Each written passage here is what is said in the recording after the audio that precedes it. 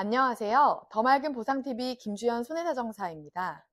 오늘은 갑상선에서 진단되는 NIFTP, 즉 비침습성 여포성 갑상선 종양에 대해 말씀드릴게요. 이 종양은 최근 들어 보험금 지급과 관련해서 소비자 분쟁이 굉장히 많이 발생하고 있는 진단명 중 하나인데요. 왜 이렇게 논란이 많고 보험금을 받을 수 있는지 오늘 영상에서 그 핵심을 짚어드리겠습니다. NIFTP 정식 명칭은 유두상 핵 특징을 가진 비침습성 여포성 갑상선 종양입니다. 이름이 굉장히 길고 생소하게 들리실 수 있는데요. 간단히 말하자면 갑상선에서 발생하는 종양인데 암처럼 보이지만 침투성이 없어서 주변 조직을 침범하지 않기 때문에 암이라고 보긴 어렵다고 의학계에서 평가하고 있는 종양입니다. 과거에는 유두암으로 분류했기 때문에 갑상선암으로 진단되어 암보험금을 수령했던 환자도 많았습니다.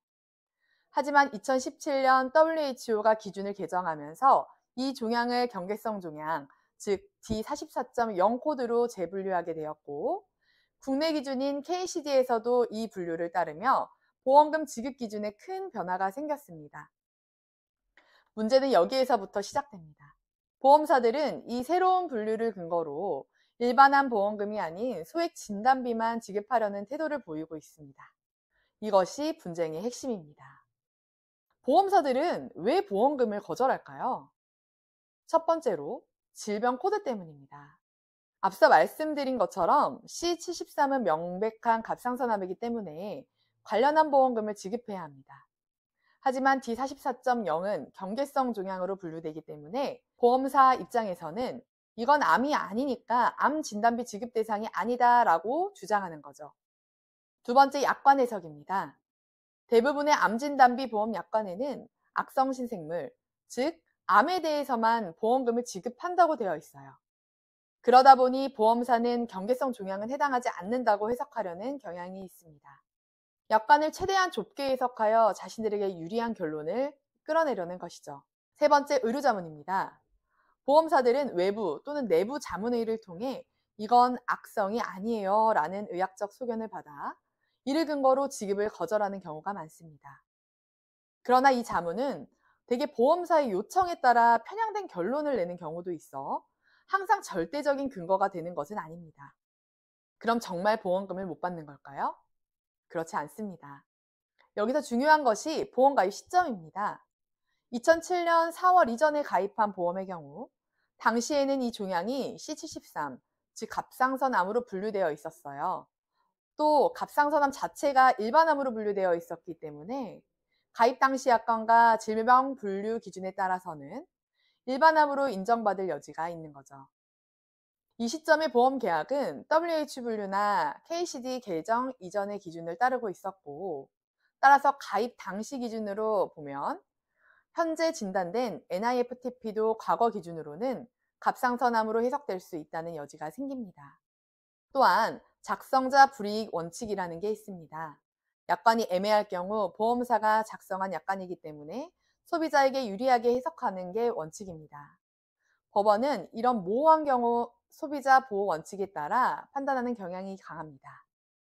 그리고 실제로 법원 판례나 금융감독원 조정례를 보면 가입 당시 기준을 적용해서 보험금 지급을 인정한 사례들이 존재합니다. 따라서 보험사가 단순히 질병 코드 하나로 지급을 거절한다고 해서 무조건 포기할 이유는 없습니다. 보험금 청구 시 이렇게 대응하세요. 첫째, 반드시 조직검사 결과지를 확보하세요. 거기에는 종양의 이름과 특성이 분명히 나와 있습니다. 둘째, 보험 가입 시기와 약관을 확인하세요.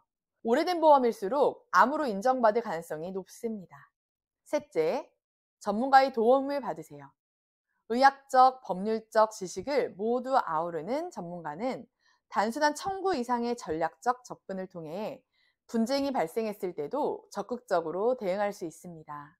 손해사정사와의 협업은 이러한 상황에서 매우 유효한 대응 수단입니다. 갑상선 경계성 종양, 특히 NIFTP는 의학적으로는 예후가 좋아 다행이지만 보험금 지급 문제에서는 절대 간단한 문제가 아닙니다.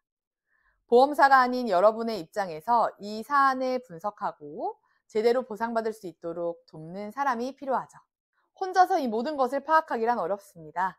하지만 저와 같은 전문가의 도움을 받는다면 여러분의 정당한 권리를 지키는데 한층 더 가까워질 수 있습니다. 혹시 지금 NIFTP 진단을 받고 보험금 청구를 고민 중이신가요? 조직 검사 결과는 받았지만 어디서부터 시작해야 할지 막막하신가요? 혼자서 끙끙 앓지 마시고 더 맑은 보상TV로 문의 주세요. 국립암센터 출신 실무 경험의 손해사정사 김주연이 여러분의 권리를 지켜드리겠습니다. 감사합니다.